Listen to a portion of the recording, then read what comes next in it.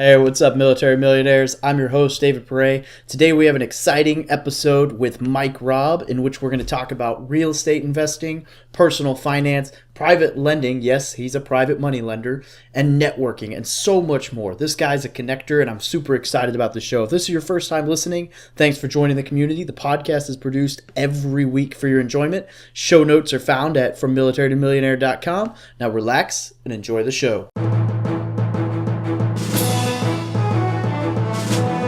You're listening to the Military Millionaire Podcast, a show about real estate investing for the working class. Stay tuned as we explore ways to help you improve your finances, build wealth through real estate, and become a person that is worth knowing.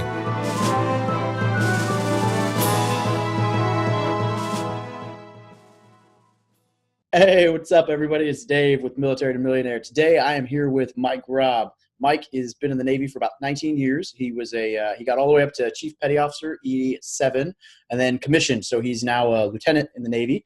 He's bought and sold a couple different rental properties, and then he's now focusing more on private lending and like managing mobile homes and starting to work on some mobile home stuff, as well as a couple other things down the pipe. So, Mike, welcome aboard. It's good to have you. Tell us a little bit about yourself. Hey, yeah. So thanks. Like you said, joined Navy in 2000. Worked my way up the ranks, constantly learning from those that had done it before me. So I think that's the big path to success in the military is don't recreate the wheel, just start learning from mentors and start seeking responsibilities. So yeah, I moved up to Chief Petty Officer back in 2008, and then the commissioning program got me my civil engineering degree, and now I'm a civil engineer corps officer for the Navy, stationed out here in San Diego, California. Awesome. Yeah, San Diego. You Pendleton, right? Yes. Yeah, love me some Pendleton. All right, so Mike, tell us a little bit about, I guess, some of your history with. I know you've had a couple of rental properties, and then kind of what you're working on in real estate right now. Sure. Yeah. So back in 2003, I'm out here in San Diego. My wife and I decided it was time to buy a new property. Like all good E4s, I actually came to the property with 20% down, which was unheard of at that time. So I think we did pretty well bringing a good sizable down payment.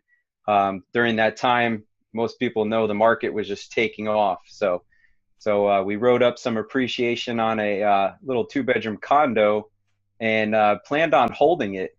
The big thing we found was HOAs can be pretty bad. They can kind of ruin the investment grade of a rental real quick if they have some issues with the HOA. So had some issues with the HOA, and luckily we sold that property back in 2007, right before the downturn. So we took that money in 2007, and I started researching and learning how to invest in the stock market. So took all those earnings when I moved to Hawaii in 2008 and started investing in stocks in 2009. So did that while I was deployed for a while. Got really engrossed in learning how to do it, how to save money, how to save on fees. Did that for a couple of years, and then like we discussed, I got commissioning program, which took me over to Virginia. So at that time, the market was starting to come back around again. And at that point, we decided to build a house knowing we were going to be there for a few years. So we built the new construction from the ground up and converted that to a rental in 2013. Again, as luck would have it, we had some good market timing and rented that out for a few years and just sold it at the end of 2016. So that's kind of what we've been doing with our investments up until now. And as you know, with the stock market, 2009 to now has been a good run. So since about the last year, I started researching private money lending, and that's what we're working on now. Is we're using our Roth IRAs to lend private money and also learn how those deals work. So it took me some time to really learn how to underwrite a deal to feel comfortable lending, and then learn how to do the private money deals And now that's what we're doing currently. That's really cool. Do you guys have like a specific niche that you try to lend to? Are you looking for guys that are trying to flip houses? Are you looking for buy and hold? Are you lending through maybe one of those platforms you can find? Or Yeah. Yeah. So out here in San Diego, it's harder to find uh, a, a first lien position with the amount of capital that we're trying to lend on. So a lot of times what you'll find is guys have, they have a first lien position from a hard money lender, and you'll be in a second lien position. So the local deals here, we're doing second lien position in smaller deals from our side. But what I've been doing lately is looking at a state. I want to get to the point where when we're investing, we're in first position and our money is the entire deal. That way, if things go a little wrong, we have the asset and there's a buffer there. So the current deal we're doing is actually in Kansas City, Missouri, and it's ground up construction. So this is another tricky one that you kind of have to underwrite really well and feel comfortable with the execution of how they're going to, do the plan from building. that's really cool. Do you mind if I ask what kind of returns you're getting from private lending, or what Sure. kept you doing that? Because that's kind of unique for a lot of people. Yeah. So right now we're getting about a 12% return, and that's annualized. So as long as your money's out there, it's about 1% a month. So my goal there is to, keep turning over about 12% to grow the Roth IRA big enough to where, we can put some more assets in there down the road. I'd like to do some note investing down the road. So that's kind of how we're building it right now. Yeah, that's killer. I mean, in theory, if you do that, you double your money every 6 years and some change, 5.5, 6 years. Rule 72. Yeah, I tried to do the math in my head, but I didn't want to embarrass myself, so I gave abouts. That's really cool that you're able to do that, because especially once you get to where you're doing first position, because now you can, if someone defaults, you can control, you could get a house and a, chunk of change back. Definitely. But the fact that you're able to do that, I don't know. I think that's really cool, especially because you're locked in at 12%. So like with the market right now, I mean, heck, this month we've seen Dow go, do one of these, and then and everybody's trying to play you hear everybody saying, oh, it's the president's fault it's doing good. No, it's not. And then it turns the other way, and oh, it's the president's fault it's doing bad. No, it's not. And it's like this stupid game of puppets where it's like, we'll blame the president, and it's like not his fault. But anyway, I made a whole post about that yesterday, because it's like, yeah, I saw your post. He's like, I just want to be on record. Yeah, I just want to be on record saying it's not his fault that the economy is going crazy. It's called, cyclical markets. But being locked into 12% interest on a physical asset when the market is, turmoil, I think is the right word for it, as of it jumping the largest dip in years, followed by the biggest day in history, followed by half of that gone the next day. Super cool to be locked in on that. So I think that's really cool that you guys are getting to lend on that. Are you long-term, are you wanting to use that as a jumping off point, or are you wanting to stay in the private money game? So I call it paying the play. So I'm trying to double duty that money. So we get experience lending, depending on who you choose to lend with. I'm kind of upfront on the fact that I really want to see the back end. So that's our goal too, is as we lend, we want to really see how the deal's going so we can get that, exposure to it. And ultimately we want to take on private money at some point as well. So once I have that comfort level and I've had enough association with, the different type of deals that we're lending on, then our next step is to JV with somebody with more experience, and then, slowly graduate into doing our own deals. And as you and I know, Navy, Marine Corps, your hours fluctuate, the workload fluctuates. So I'm all for trying to, double duty, outside of work and your W-2. But at the end of the day, I got to balance those demands, So I think sometimes you can try and do too much in too little time, and then you're not really giving either of them the attention they deserve. your side hustle and the job. So I, for now, that's working. But we transition in June. We're going to move in June. So once we move in June, that's when we're going to wait till the job kind of settles in and then get our footing. And then we'll look at, doing a flip in the local area there.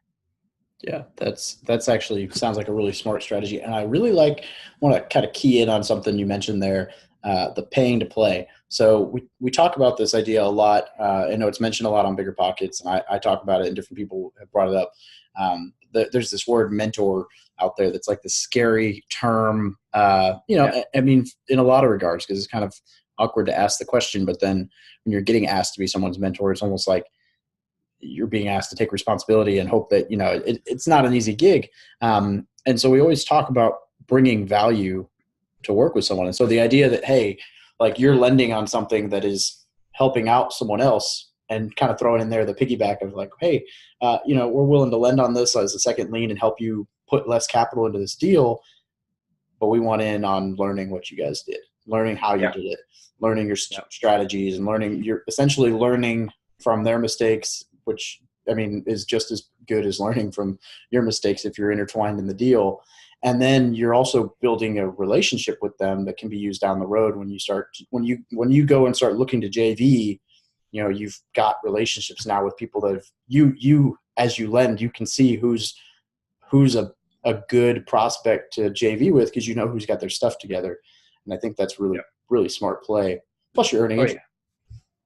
Oh yeah. Yeah. And the downside's pretty well protected. So like you said, if you steady 12s, you're doing well. I mean, and there's other investments out there where I can make more than that. You can do some smaller single families or turnkeys, those sort of things. But the challenge is that money is tied into the Roth IRA. So a lot of guys make the choice to pull it out and then do with it, after they pull it out. But I look at it this way, and you and I both know we get a lot of tax advantaged pay. So I get my tax advantaged pay, then I put it into a Roth IRA. Now I'm getting double tax, buku savings on it. And the 5-year goal is to just grow that account as big as we can get it. And then in the event that I want to take some of the principal out that I contributed, I'll be able to do that because I've already paid the taxes on it. So anybody that's read, I'm drawing a blank here. The Richest Man in Babylon. There you go. It's a good one. So when he says make your gold your slave, make its children's children your slave, that's kind of the premise here. Is we want to just turn that money into more money with the intent that I can grab that money if I need later on. And that was a decision I made years ago by not going into some of the longer term traditional IRAs, because I always felt like I might want to use that money for a different purpose at one point in time, especially transitioning out of the military. So I think flexibility is a good goal. I mean, that's why I'm at 10 years in the military, and I opted into the new retirement system because it's a coin toss on any given day as to if I'm going to make it to 20. And so I realized, as much as the old retirement system would be better financially for me at this far along in the game, the ability to take a portion of retirement with me if I leave before that 20-year mark is better than the option to not. Anyway, so yeah, flexibility, I think, at least to me, is more important than the return, provided it's still a good deal. I mean, obviously I won't take flexibility over getting screwed, but anyway. All right. So I kind of wanted to poke the MilCapital Growth. I want to hear, it's kind of your business. Let's hear a little bit about that. Sure. Yeah. So my wife and I, we've talked about this, on and off for a couple of years, and in trying to figure out when was the best time. And as in the military, if you're really charging, sometimes you're doing classes after work, extra assignments, those sort of things. So for pretty much the first 18 years in my career, there wasn't much extra time. I was always doing classes after work or deployments. Then when I went to college full time, that wasn't happening. First couple JO tours at a battalion, they're time intensive. So now that we have the bandwidth and I've made those career goals, if you will, I'm starting to develop the company, and that's going to be on a parallel path to our retirement. So kind of T-5 years, if you will, 2023, is to build it enough to where we transition into that full time. So the goal of MilCapital Growth is similar mission to yours. I think some of the biggest things I saw as a chief petty officer was, finances. That's a huge stressor in military families. You add deployments, you add moves, you add all these other things, but finances is huge. And a lot of people are just kind of overwhelmed by the options, or they're afraid to take a little risk, or they just don't really know where to go. And with MilCapital Growth, that's the goal. Is we want to have the ability for anybody, but active duty veterans, spouses, dependents, to find financial freedom through investing in real estate. So I kind of look at it like the oxygen mask on a plane. You got to put it on yourself before you put it on somebody else. So I feel like our ability to give value in the company is predicated on our success over the next few years in our real estate investing. So as we gain enough experience and exposure to different deals, I want to be able to provide almost like a consultative approach, like you would do to a junior enlisted, is sit down and look at their finances and think, okay, where are they at now? Where are they trying to go? Obviously, we have BRS, we have other, life insurance, all these other things that a financial planner would look at, but most of them won't take you down the real estate path, right? So that's what we want to do. And the big thing with our company too is we want to be able to partner with people in the industry. So we want to be able to partner with the big names, the bigger pockets, and the folks that maybe offer courses that are bona fide, good, well-run courses. So we can bring those things into the fray and possibly do scholarships or some way to give back. But yeah, that's the bulk of it, right? Is just frameworking it and bringing it all together is kind of those missing links, because there's a lot of folks that we network with that deal with accredited investors only, but MilCapital Growth, the goal there is to be able to help just your common military investor. That's awesome. So are you looking into maybe doing some syndication type stuff with that, or is that going to be more like a guidance role? Yeah, so eventually. So I took a good 4-day course back at the beginning of 2018 on apartment investing. So that took me all the way from market research all the way up to letters of intent and all the financing. So we got a good solid understanding of that. And the other thing that my wife and I are working on, like we had talked about earlier, is the mobile home park. So those are two assets that I probably would be more comfortable doing some syndicating on. But we'll probably start doing a smaller deal, maybe a buy and hold quadplex. So we get familiar with the legal side of bringing the deal together, setting up LLC. So that's where we'll start with probably a closer circle, right? Like friends and family. But eventually, yeah, that would be the end state, right? We're doing those bigger deals, but as long as they're accessible to the investors that we want to help out. Yeah, that's really cool. For those of you who don't know, I use big fancy non-military word syndication. Actually, I could try to explain it. Would you care to tell the audience what syndication is? You probably will do it better than I am. Yeah, I could take a swing at it. So I'll quote Lane out there in Hawaii, right? He paints a picture like you got a plane and you got the pilots and then you got the passengers. So a lot of times with a syndication, you've got the general partners. There's different terms you can use, but the general partners, those are the operators. Those are the guys bringing the deal together. And those are the guys that you're looking at as the subject matter experts on, let's say, an apartment deal. So when they syndicate, they're going to bring the deal together and they're going to raise the money through the limited partners. And those are your passive investors. So those would be all the people on the rest of the plane. So they're raising funds through the limited partners, and then the general partners are running the deal, and they're going to handle, the reporting, the distributions, and the whole project, if you will. I like his airplane analogy. I think it is Yeah. a good one. Lane's a good guy. And the fact, I Yeah. mean, like the idea of, hey, we want to fly from here to there. We have a pilot. Well, that's great, but he still needs a co-pilot. Well, you have a co-pilot, but you don't have flight attendants. Well, you have, so if you want to get 20 people over there, the easiest way to do it is for all 20 people to pitch in and make it happen. So not too many people can buy a multi-million-dollar apartment in cash. So no. And the thing that's a little scary nowadays is, we are in a big period of expansion with the markets generally throughout the nation.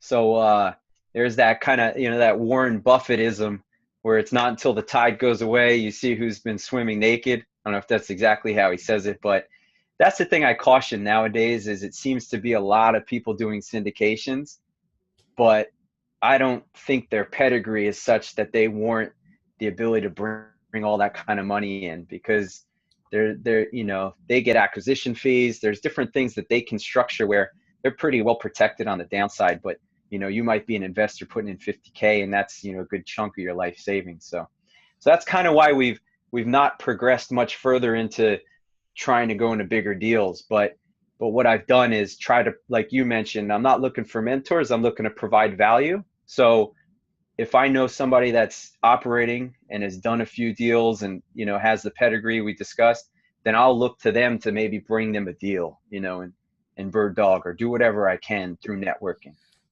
Awesome. Yeah, absolutely. All right. So we mentioned some finance stuff, but one of the questions I always like to ask is if a E1, E2 walked up to you and you only had a couple minutes to talk to them, but they asked you for advice on finances or whatever, what would you tell them? Yeah. So this is a tough one because if you surround yourself, if you're around me often in the shop or wherever, you're always going to hear it. We go hiking, you're going to hear it. We go surfing, you're going to hear it, because I always try to weave it in there because I don't want people to repeat some of the mistakes I might have made or, that sort of thing. But I looked at that question ahead of time. And I think for me, the biggest tipping point was tracking and forecasting. So, when you're young like that, the money can come in and go out and you don't even notice it, So Dave Ramsey, a lot of folks might have heard of him. He's got a process. I don't agree with some of his investing principles. He's a big no debt guy, no financing, but he's got an app called Every Dollar Budget.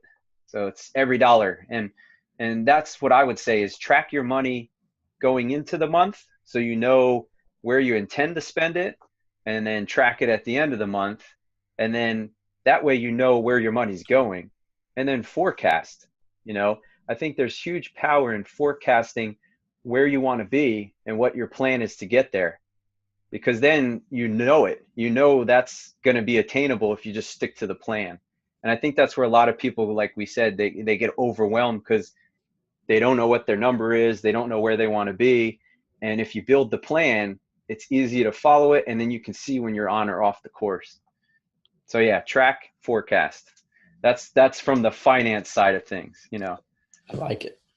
Yeah. I like it. There's tons of other military advice I could give them. I got, the list over here, but yeah. And I would say that any military advice you can give is generally going to transfer into real estate investing, always seeking more responsibility, learning from the people that are ahead of you. You can go down the list, I would agree. Most of those self-development or leadership skills are very transferable.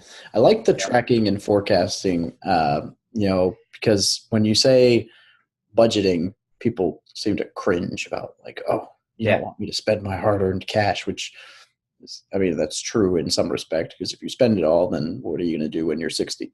But I like the way you put that. I'm going to probably use that at some point. All right. So what is something you think you wish the military had taught you about finances or investing or life earlier on? Because as you kind of hinted towards it earlier. So I need to start prefacing this question by saying, I don't think it's the military's job to teach you real estate because everybody always says that. And I understand that. But you mentioned they do a very good job of teaching us about, the retirement system and the medical care and the dental and the how to stay in shape and how to not get fat and how to do. But when it comes to like investing and actually making your money do more than just sit in a savings account. It's gotten better, but it's still, I mean, you'd be amazed how many people leave their money sitting in the G fund for the entire time they've had a thrift savings plan, or don't even have a thrift savings plan, So what, I guess that's my long preface for a short question. Yeah, that's a tough one. I mean, from the time I joined back in 2000, there wasn't as much training. I think it wasn't until about 2008 that I saw this program they had. I think it was a 2-day called the Millionaire Sailor or something like that, and that was really good because it covered a lot of bases. But I think for me, just them providing resources and kind of driving you towards the resources. So that would be the best option I can think of, because it's a gray area if they're trying to get you to really start crunching numbers on a cash on cash return and some of these other things. But yeah, kind of modeling it, showing you what's possible, I guess, is a good one. But yeah, they have lots of resources. I think it's just a matter of making sure people go to them and leverage them, and possibly they could branch out, because I think as far as I've seen, they go up to like buying your first home. That's I've seen that as a course, or a fleet and family service center, or I don't know, the Marine equivalent. What are you guys, your resources areas. So I've seen those, buying a car, buying your first house. But yeah, I think that's the missing link, would just be open up more avenues for resources. I agree. Yeah, I think that's a good. And the one thing that I always think is comical is, like, probably the number one home buying benefit that vets have is the VA loan, and yet nobody knows how to use it. We're pretty terrible about as service members. So I think maybe a resource for that would be, I mean, there's some out there, but like, it's kind of comical that that's such an awesome strategy, and we don't allow. So we can't have a VA rep come and talk on base, because, like you said, that's a conflict of interest, because now they're pitching a product. And so there's like this void of people who know the VA loan's awesome but have no idea what they're doing with it. And then we can't bring someone in to teach about it because that's a conflict of interest. So it's like, how do we find like this VA guy who's not affiliated with anyone to come talk about? So yeah, anyway, that's my. Oh yeah, definitely. Yeah. All right. I guess my next question is, what makes the Mike Robb method of investing so unique or successful? Well, like we mentioned, some of it I think was a little dumb look, but a lot of it was patience and education. So, I mean, we'll talk about the real estate component, but I had a JO over the house a couple of days ago, and I told him before I bought my first house, I read Home Buying for Dummies, right? I wanted to be on somewhat of a level playing field with the people around me that were steering me in directions, whether it's a mortgage or a value of a house or that, type of house, that sort of thing. So I think with any investing, get your education. That's huge, So education prior to stepping off is huge. So, I read Home Buying for Dummies and some other books. And then when we went to go sell, I read Home Selling for Dummies, just get a good awareness there. And same thing with stock investing.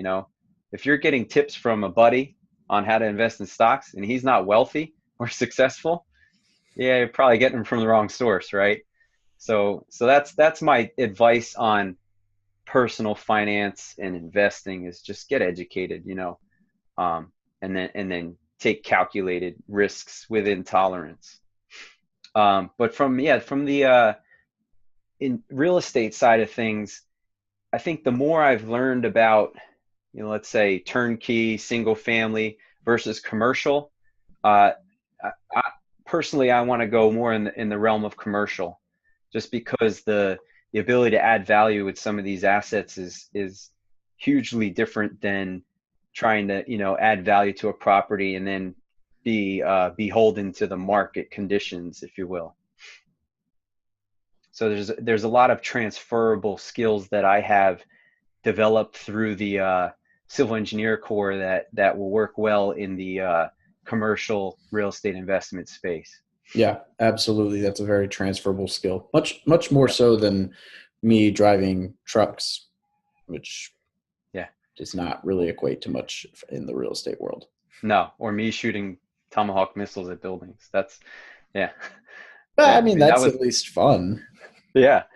Yeah. Is that what you were? Is that what the enlisted Yep. job you had? I was a Tomahawk fire controlman. So That sounds I good. loved the job of a chief petty officer, but being a Tomahawk tech, I didn't jump out of bed every morning running to work because it didn't excite me. So yeah, the mission of the Civil Engineer Corps is just awesome. Yeah. Yeah. It sounds a little bit more in line with where you're going in life too. So Yeah. that's awesome. All right. Hey, what's a resource, book, website, course, or whatever that you would recommend to anybody looking at getting into real estate investing and, Yeah. uh, So I'm kind of I got books for everything, right? So it really depends on who's asking and where they're at in life. And that's one of my favorite things is kind of going, okay, where are you at? Where do you want to go? So I would say anybody should read Rich Dad Poor Dad, Cashflow Quadrant. So that's a very highly gifted book of mine that I give to a lot of people because that's that mindset shift, right? It gets you in the B and the I quadrant and stop trading time for money. So definitely that's the universal book that I'll give to anybody because real estate investing isn't the only way to get out there and replace that W-2. So it primes you for maybe owning a business. When I thought about getting out of the military, I looked at franchises. There's a lot of good franchises that are very transferable from what we do in a leadership position, right? So I'd start with that book, but yeah, it depends on where you're at in life. So a lot of the younger guys coming in, I'll give them Scott Trench's book Set for Life because that's got a whole mindset thing, kind of what you're talking about, house hacking and budgeting, saving on your lattes isn't going to get you ahead, but saving on your rent, that's going to get you ahead. yeah. So I talk to that book a lot. Depends, if you're doing apartments, Multifamily Millions, that's a great resource, Dave Lindahl. And then from a self-development, the classic Stephen Covey, 7 Habits of Highly Effective People. That's a good foundation right there, depending on where you're going. I'll have to check out the Multifamily Millions. I think that's the one I hadn't read off that list. So, Yeah. Yeah.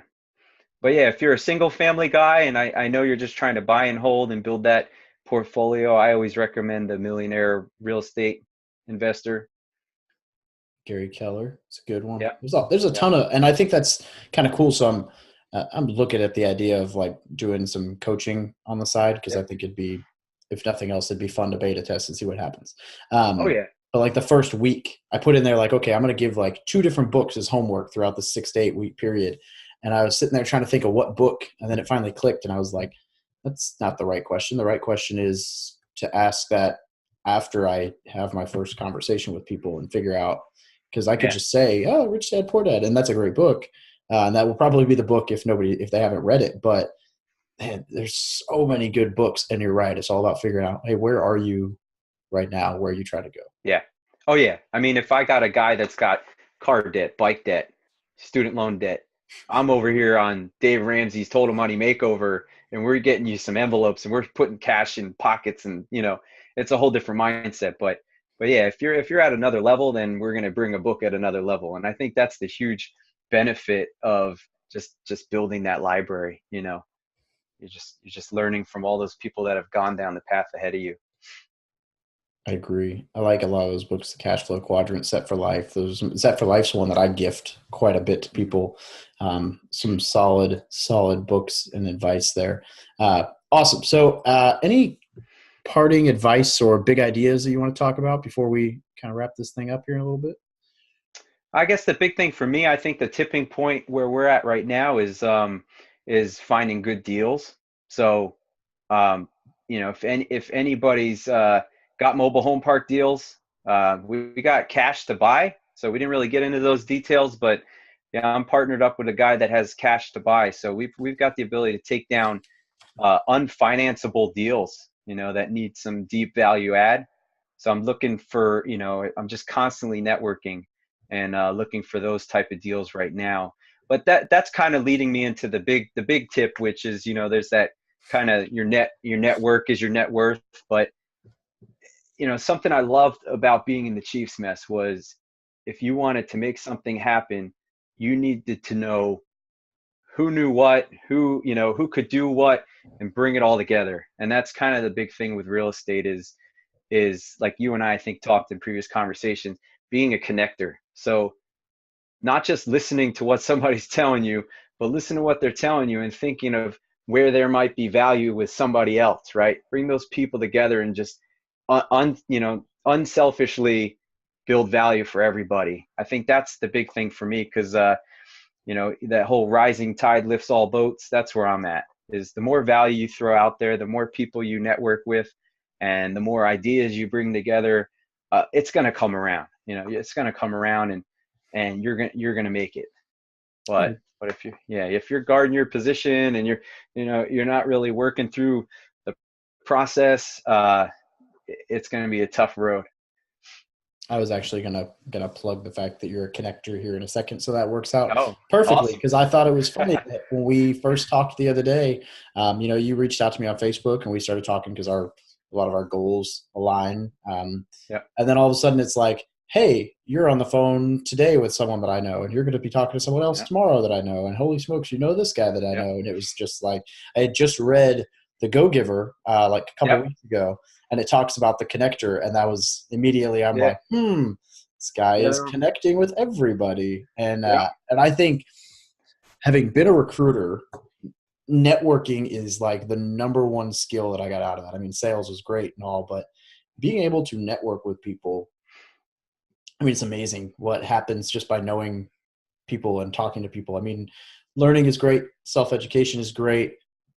Taking action is great, but like building a network is just so cool, because you may have this one problem and you could read 7 books and not find an answer for it. And then you bring it up in conversation and the guy's like, oh yeah, I did that 3 years ago. This guy right here is who you need to talk to. You're like, I just wasted so much time trying to do that on my own. Yeah. So that's super cool. Such a great point.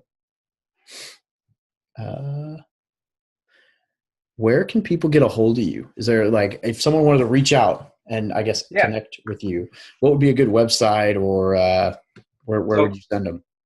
Email. That's going to be Mike, MIKE, at MilCapitalGrowth.com. MIL Capital Growth, all one word.